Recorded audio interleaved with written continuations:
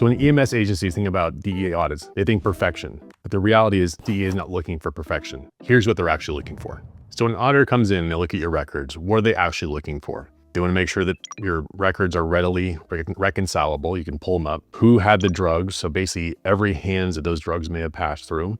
And then basically tracking each drug cradle to grave. So no gaps in any of that. So if you were, say, a CSI investigator and you're going back and you're trying to figure out the path of any given drug, there's no gap in dates, different people who've handled it, and that the records are clear as day, ready to use.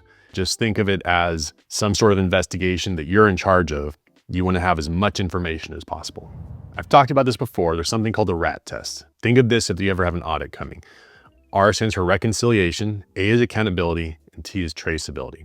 So you want to be able to reconcile all the records, have it ready to go.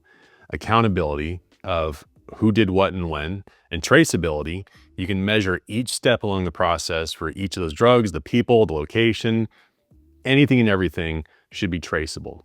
So just think of the RAT test anytime you're worried about an audit or just want to take a grand overview of your system and make sure you're doing it in a proper manner.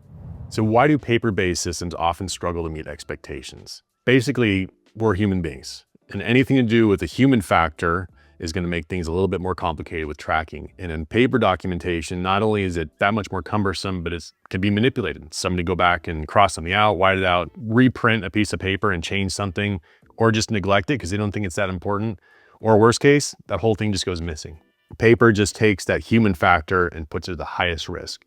And so that's why usually paper-based system is really kind of the asking for trouble. A great example is a fire department I spent most of my career at. We had some narcotics go missing at one point. And so during the investigation, they pulled up the paper records. This is going back almost 30 years. And you're supposed to sign out the drugs every morning. Oncoming paramedic signs them in.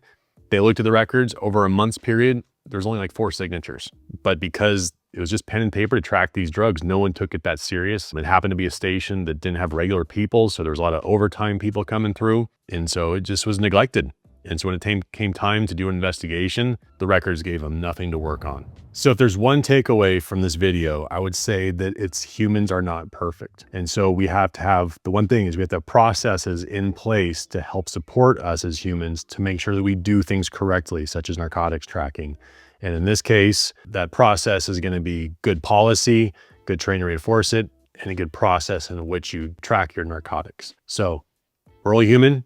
We're not perfect, so let's do things to help get us as close as we can.